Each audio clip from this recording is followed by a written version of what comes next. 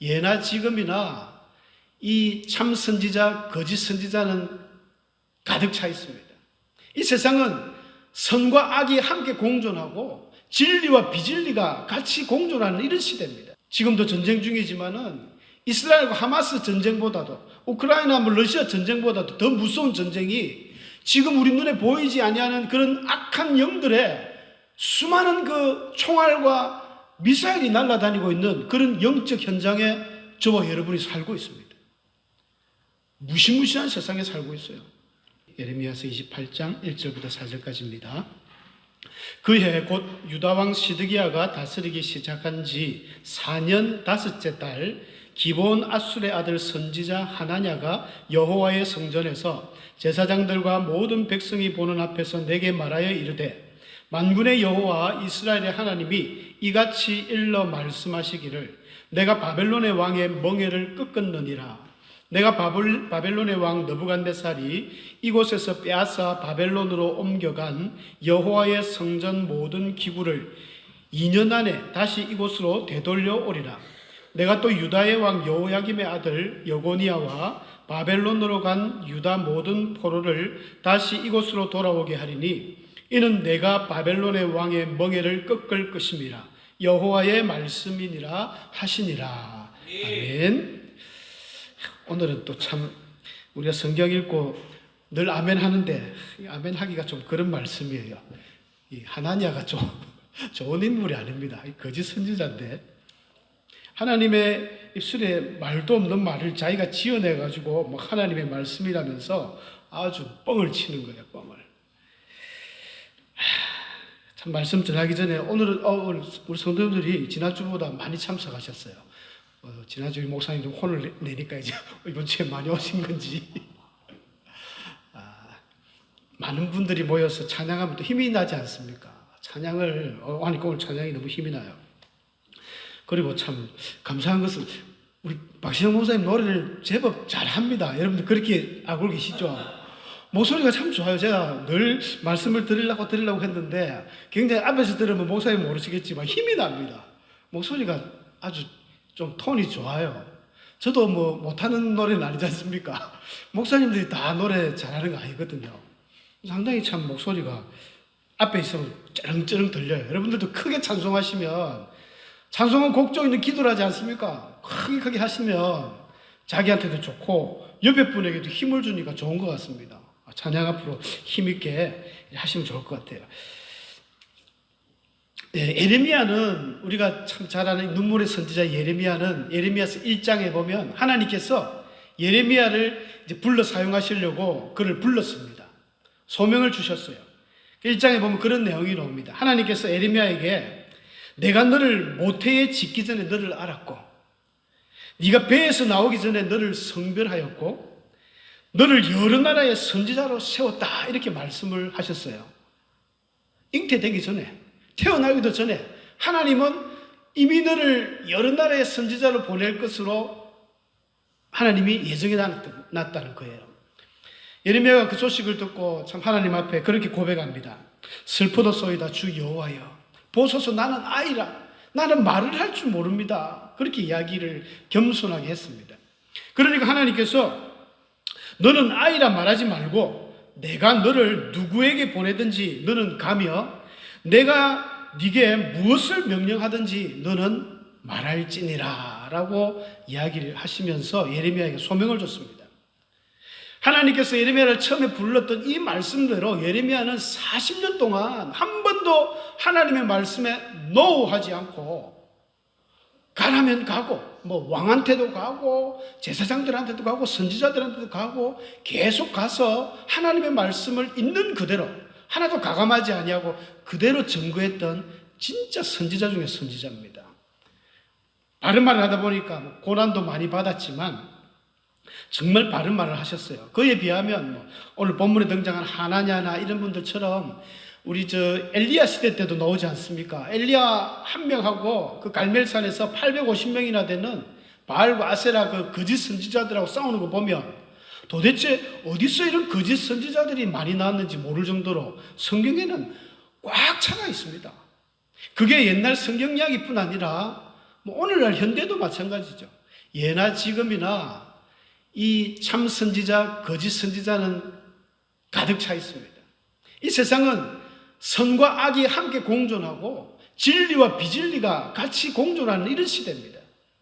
지금도 전쟁 중이지만은 이스라엘과 하마스 전쟁보다도 우크라이나 러시아 전쟁보다도 더 무서운 전쟁이 지금 우리 눈에 보이지 아니하는 그런 악한 영들의 수많은 그 총알과 미사일이 날아다니고 있는 그런 영적 현장에 저와 여러분이 살고 있습니다.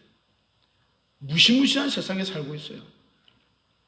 악한 영들이 많다는 것입니다. 예레미야는 정말 참 선지자 예레미야인데요. 우리 예레미야서 오늘 28장을 읽었지만 사실 앞장 27장 전체가 예레미야의 예언입니다.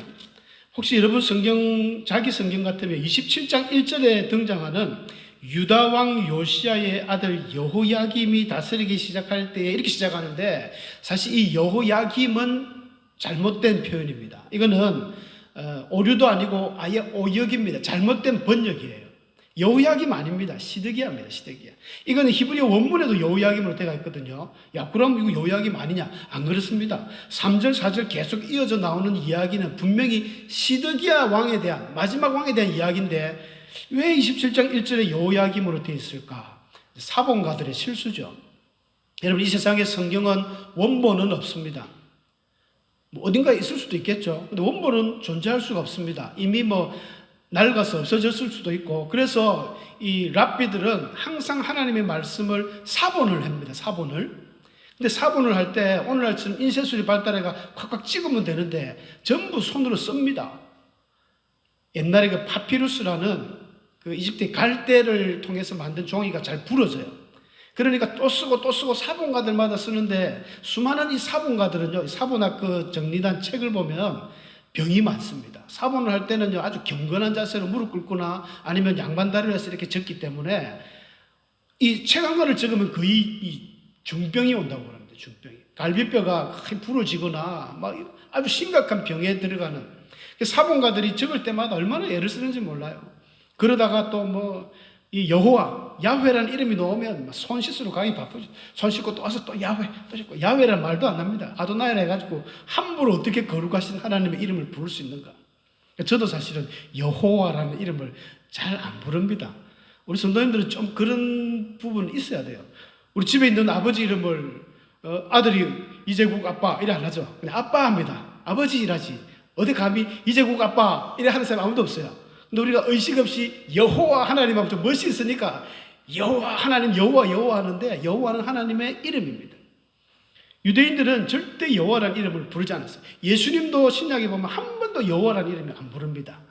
그죠? 자세히 성경 보시면 여호와라는 이름을 잘 안 씁니다. 그래서 나중에 그 모음을 붙여서 이 여호와의 자음에 모음을 붙여 아도나이라는 말을 대신 쓰는데, 그만큼 하나님의 이름이 거룩하기 때문에 이 사본가들이 그러다 보니까 실수를 많이 하는 거예요. 어떨 때는 단어가 있는데 빠지기도 하고 잘못 쓰기도 하고, 비슷한 이름은 또 비슷하게 써버리고, 어떤 열왕기하에는 보면 아들이 아버지보다 나이가 많아요. 그런 경우도 있고, 그런 군데군데 성경에 잘못된 부분들이 많은데 27장 예레미야 1절에는 여호야김 분명히 아닙니다. 그래서 우리나라 그 표준 세번역이라든지 현대인의 성경 공동번역, 그리고 영어에는 NIV, 그리고 RSB, NASB 이런데, 심지어 일본어 성경까지도 시드기야로 바르게 번역되어 있습니다. 근데 우리 개정이나 개역이나 킹제임스 버전이 좋다고 그렇게 떠드는 침례교 일부 그 단체에도 그대로 여호야김 아닙니다. 여러분, 시드기야를 고치셔야 돼요. 이거는 분명히 확실한 시드기야입니다. 그래서 이 시드기야가 왕이 된 거예요. 왕이 되니까 예루살렘 근처에 이 조그마한 왕들이 있습니다.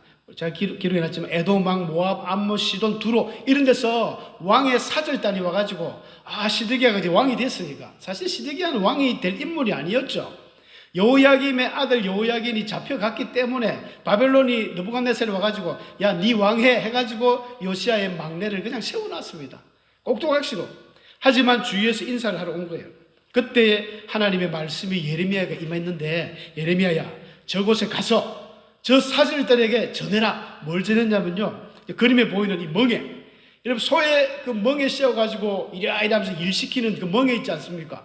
저 멍에를 에레미야가 또 어깨 지고는 와가지고 줄을 쭉 메고 와가지고 하는 말이 각국 사절단에게 너희들은 자기 그 나라의 본국으로 돌아가면 너희들 임금한테 이렇게 전해라.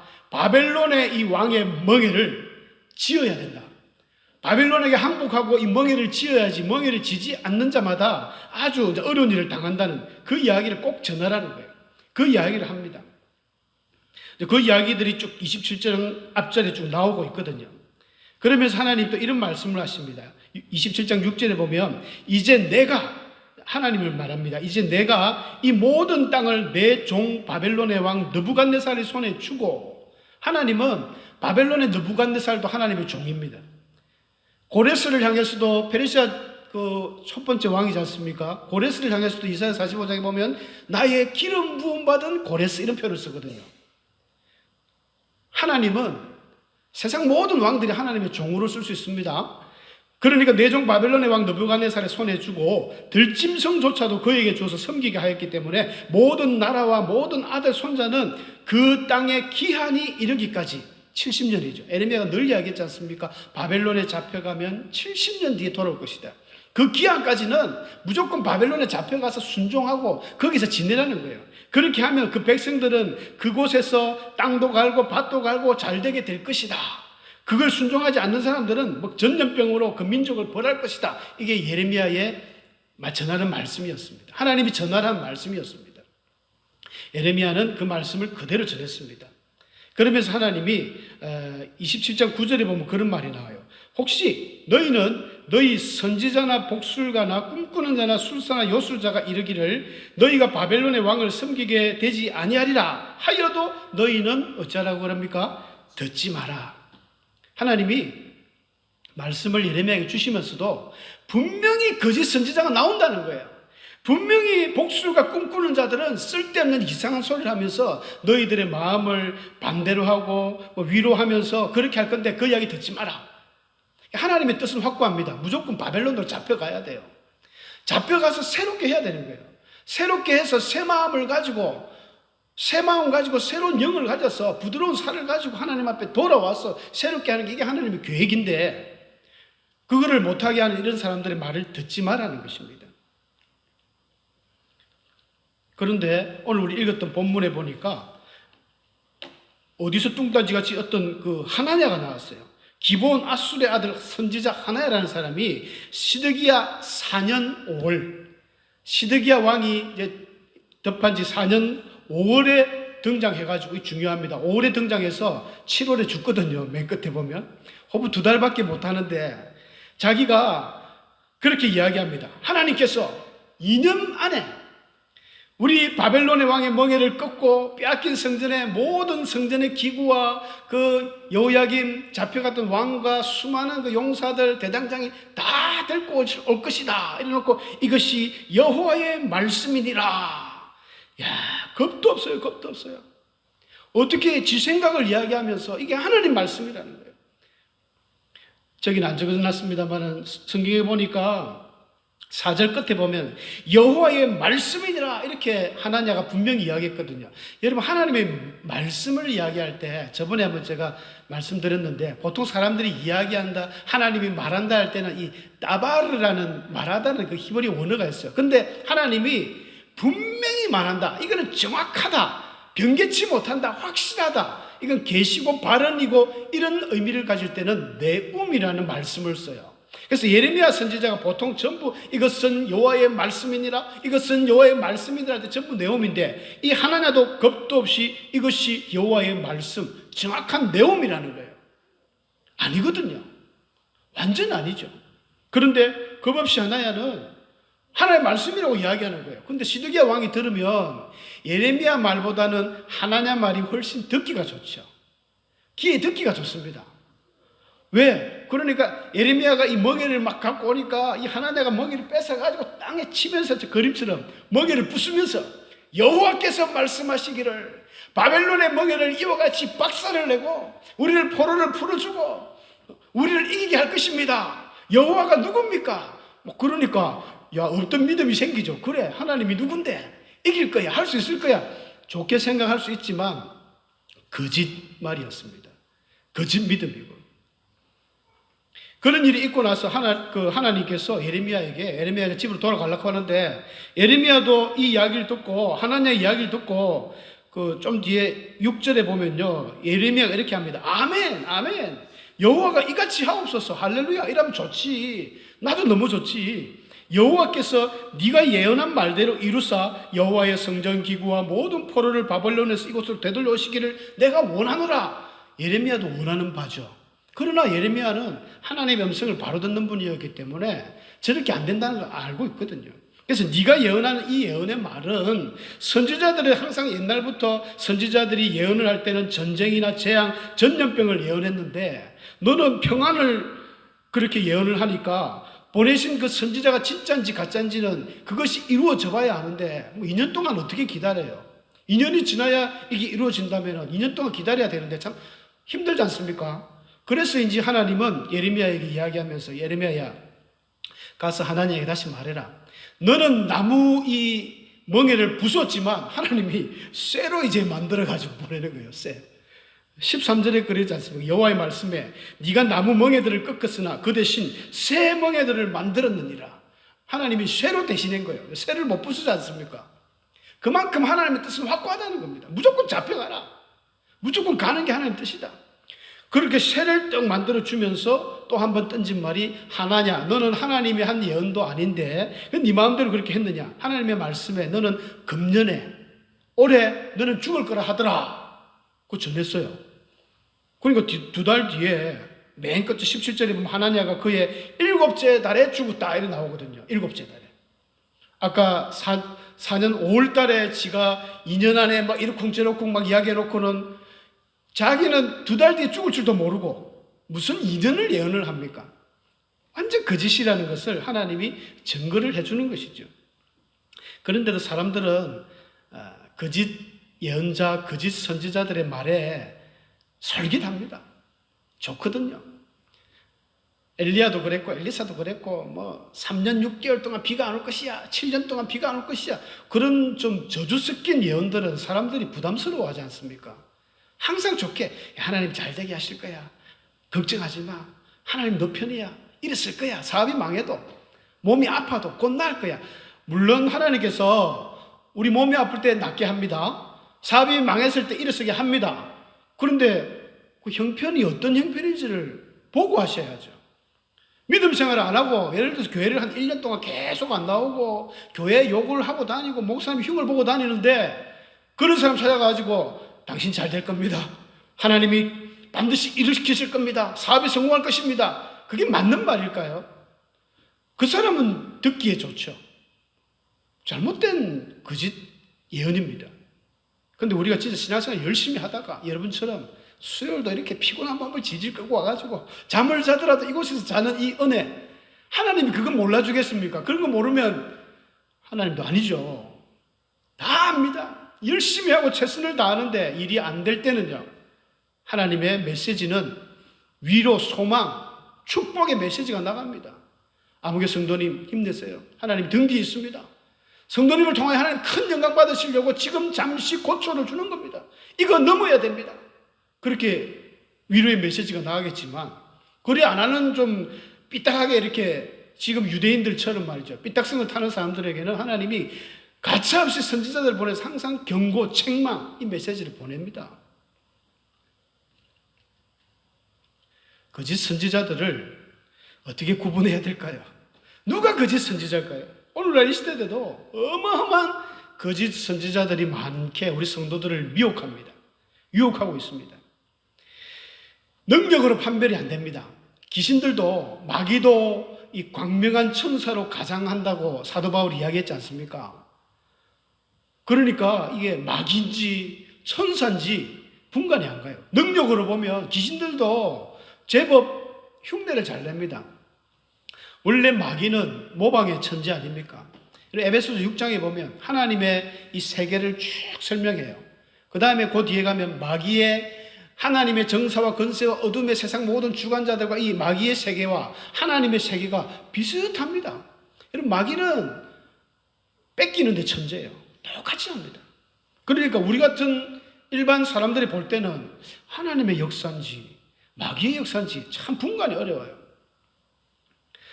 사도 바울이 1차 전도 여행을 다닐 때 그 구브로 섬에서 키프로스라고 그러죠. 그 키프로스 섬을 지나가는데 살라미 항구에서 바 예수라 하는 그 유대인 거짓 선지자를 만납니다. 성경에는 그 거짓 선지자를 마술사라 해서 마술사 엘루마죠, 본명은.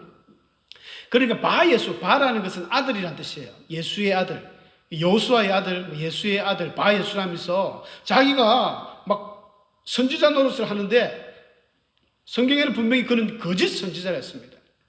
그리고 거짓 선지자는 표가 납니다. 어디서 표가 나냐면 자기가 하나님의 영을 받았으면 하나님의 일을 하지만 마귀의 영을 받아서 하는 일이라면 마귀의 일을 합니다. 마술이라는 것 누가 그러더라고요. 마술은 마귀의 기술이 마술이라고. 마술을 사로 통했기 때문에 온갖 이상한 어떤 뻥뻥하면서 사람들을 미혹했겠죠. 분명히 그를 마술사라고 성경에서는 이야기하고 있습니다. 오늘날 수많은 목사님들 중에도 좀 잘못된 신학 그리고 잘못된 어떤 신비주의로 빠진 목사님들은 요즘은 이제 인터넷이 발달됐으니까 우리 공동체 성경만 보실 게 아니라 모르긴 몰라도 공동체 성경 그 보다가 우리 밴드로 보면 모르지만은 인터넷으로 접속해서 그걸 보다 보면 옆에 쭉 같이 뜨는 창들 있지 않습니까? 그 창들 한번 심심하면 클릭하다 보면 클릭해서 넘어가다 보면 휘황찬란한 희한한 어떤 동영상들이 많이 나옵니다. 제가 어젠가 봤는데 어떤 목사님이 또 기도를 해주시는데 이라니까 바람이 불어가지고 앞에 많이 넘어가더라고요. 어떤 장로님, 권사님, 집사님 가끔씩 기도 받으러 오면 할렐루야 하면 소리를 내시대 이렇게 바람 소리를 하니까 하면서 할렐루야 하면 넘어지기도 하고 무슨 아주 영화 찍으면 잘 찍을 것 같아요. 멋진 영화가 나올 것 같은데 모르겠습니다. 천국 가보면 그게 진짜인지 가짜인지 분명히 드러나는 모습은 가짜인데 수많은 사람들도 그곳에 가서 뭐 나았다 고침받았다 이런 분들이 많아요. 또 그것까지 부정할 수는 없겠지만 그래 따지면 뭐 무당들한테도 구대가 낫는 분들도 있거든요. 물론 오래 안 가서 다시 재발을 보통 합니다만은 영적인 일은 잘 모릅니다. 그러나 분명히 성경에 없는 것들이에요. 성경에 없으면 일단 조심해야 되고 성경에서 말하지 않는 부분들은 항상 우리가 조심해야 됩니다. 바울이 바로 바예수라는 사람에게 바로 저주를 퍼부어버리잖아요. 네가 언제까지 하나님 일을 방해하겠느냐 하면서 어둠이 내릴 것이다 하니까 바로 봉사가 되어버리는 이런 일들을 합니다. 예수님께서도 마태복음 7장에서 그런 이야기를 합니다. 거짓 선지자들을 삼가라. 양의 옷을 입고 나오지만 속에는 노략질하는 일이라. 우리 양의 탈을 쓴 늑대 그림처럼 아주 유명한 그림이죠. 하나님의 선지자들은 성령을 통한 어떤 영적인 기적이 일어나는 것은요. 갈라디아서 5장 22절 말씀처럼 성령의 열매들이 나타납니다. 우리의 삶에서 그 사람의 성품에서 나타납니다. 사랑과 희락과 화평과 오래 참음과 자비, 양선, 충성, 온유, 절제 이런 것들이 막 몸속에서 나타나요. 그야말로 저분을 보니까 저 목사님을 보니까 저 권사님을 보니까 저 장로님을 보니까 너무 은혜롭다. 참 선지자입니다. 근데 거짓 선지자는 아무리 영적인 걸 보고 투시를 하고 막 해도 악한 영들은요, 분란을 일으킵니다. 분란을 일으키고 겁을 줍니다. 성령이 주는 것은 절대 두렵고 이런 겁이 나고 이런 마음이 안 듭니다. 잘 판단하셔야 돼요. 큰 교회는 그런 여러 은사자들이 있죠. 자기가 은사가 있으면서도 그 은사를 활용을 잘해야 됩니다. 활용 못하면 오히려 마귀의 무기가 된다는 게 그런 의미죠. 괜히 자기가 한마디 해가지고 집안에 분란을 일으키는 거예요. 그 지혜가 필요하죠. 영적인 걸 본다 하더라도 그래서 지혜가 필요한데 예를 들어서 부부지간에 남편이 잠시 좀 바람이 쐬고 싶어서 나갔습니다. 그 아내 권사님에게 요즘 그 남편이 요즘 좀 바람을 자주 쐬 막 하면서 내가 뭘 봤어 이러면은 어떻게 되겠습니까? 집안 난리 나잖아요. 지혜가 필요해요. 지혜가. 설령 하나님이 그걸 보여주신다 해도 아이고 내가 권사님 어제 봤는데 하나님이 기도하는데 보여주시는데 아무개 그 장로님이 말이야 지금 나가가지고 저 아무개 찻집에 있는데 그 아가씨하고 뭐 어쩌고 저러고 그런 말은 하는 것도 지혜가 없는 것이고 하나님이 그런 것도 보여주실까요? 저는 믿음이 안 갑니다. 하여간 조심하셔야 돼요. 우리 요즘 연예인들 중에 여러분 잘 아시는 인기 연예인들 중에 이 무당이 되신 분들이 제법 있거든요. 여러분 아십니까? 사극 배우로 아주 유명한 그 김주영 씨, 정호건 씨, 제가 그림을 좀 준비했습니다. 이분 참 유명하다. 사극에 많이 나오잖아요. 저는 사극에서 몇 번 봤는데, 저 오른쪽 그림에 보면은 이제 이분이 한 60 넘어서 옛날부터 몸은 많이 아팠대요. 그래서 연기할 때마다 몸이 왜 이래 아프나 하다가 이제 보통 이제 그 무병, 신병이라고 그러죠. 그래가지고 뒤늦게 이제 뭐 신을 받기로 하면서 신을 받고 지금 한 2년 차 정도 된다던데, 근데 이분보다 더 베테랑이 있습니다. 이 정호근 씨. 사극에 참 많이 나왔는데, 여러분 연예인들 중에 TV에 잘 나오다가 안 나오면 한번 좀 보셔야 돼요. 연예 활동을 접고 이런 신과 무당들, 귀신과의 접촉을 하는 거예요. 자기들은 뭐 할아버지 신, 뭐 동자 신 이야기하지만 성경적으로 다 귀신입니다. 마귀의 졸개들이죠. 귀신들이 조금 영통한 거 있습니다. 우리 사람보다 낫죠. 그러나 하나님 앞에, 예수 그리스도 앞에는 아무것도 아닙니다. 무당 구달 때 우리 예수 믿는 사람이 진짜 성령을 가진 사람들이 가면 굿이 안 된다잖아요. 손금을 보면 손금이 안 보이는 게 정상입니다. 근데 내 손금이 보였다. 그럼 지가 가짜든 내가 가짜든 둘 중에 하나입니다. 근데 이분은 계룡산에서 막 진짜 받았는데, 제가 유튜브에서 자주 보거든요. 이분은 유튜브에서 자기 연예인들, 옛날에 친했던 연예인들 불러가지고 이제 막 진짜 점을 봐주고 이라는 걸 봤는데, 좀 신통방통하게 많이 맞춰요. 이 사람 자기 할아버지 귀신이 가르쳐 준대. 그러면서 막 점을 보면서 갑자기 자기 오른쪽 어깨가 아파. 혹시 요즘 어깨 안 아파? 하니까 어떻게 알았어요? 나 요즘 어깨 아파가지고 병원 다니는데, 이런 식으로 귀신이 가르쳐 주는 거예요. 허리가 아프다, 아니면 밤에 꿈자리가 뭐 요즘 할머니 나타나지 않나, 진짜 나타나고. 신기하죠. 신통방통입니다. 이분이 그 오영은 박사의 금쪽 상담소에 작년에 나왔어요. 지금은 2014년도에 그 내림굿을 해가지고, 내림굿 할 때 무섭습니다. 짝두에 타거든요. 여러분 짝두 아시죠? 날을 갈아가지고 날 2개에 그 종이 휴지를 끊어도 착착 나가는데, 그게 맨발로 딱 서서 춤을 추거든요. 어떻게 그게 가능하겠습니까? 귀신이 받쳐주는 거예요. 귀신이 받쳐주는 겁니다. 영적인 그런 세계는 있습니다. 한 8년 차 하니까 굉장히 이제 무속계에서는 좀 유명한 사람이 됐는데, 한번 나와서 상담을 쭉 하는 이야기 들어보니까, 이제 자기가 늘 어려운 사람들 이야기만 듣다 보니까 자기도 너무 지친다는 거예요. 지치고, 사람들의 그런 이야기를 듣는 가운데에 이제 너무 힘드니까 자기도 어떤 밥 먹는 것도 힘들어지고 막 그렇게 한다는 이야기 들었습니다. 그리고 무당이 된 계기를 물어보니까, 이제 자기 이제 첫째 딸하고 막내 아이가 일찍 죽었어요. 태어났자마자 죽고, 거기에 대한 죄책감으로 자기도 자살하려고 하고, 그러면서 자기도 몸이 아프고, 한 번은 연기를 하는데 연기장 세트장에 갔더니 다른 사람 눈에는 안 보이는, 자기 눈에는 보이는 이상한 여인이 뭐 목걸이, 금목걸이, 또 금으로 귀걸이하고 휘황찬란한 여인이 보여가지고 뭐 이래 연기를 제대로 할 수가 없는 이런 상태가 된 거예요. 그때 이제 무지개 전용교회로 왔어야 되는데, 그죠? 우리 목사님의 기도 딱 받고 이러면 말끔하게 나을 건데, 예배생활 하면 나을 텐데, 신을 잘못 만났어요. 그래서 내림굿을 해가지고 이제 밤마다 그 신의 어떤 이끌리다니, 그죠? 성경에 보면 그라사인의 광인이라든지 귀신 들린 사람들은요, 자기 의지와는 잘 되지 않습니다. 의지와 무관하게 귀신이 이끄는 대로 해야 됩니다. 안 그러면 몸이 아프고 불편해요. 그래서 자기가 신당에 딱 차려놓고 방 한구석에 매일매일 촛불로 기도하고, 우리 새벽 기도하는 것처럼 종을 치면서 막 귀신의 접신을 위해서 그렇게 노력을 합니다.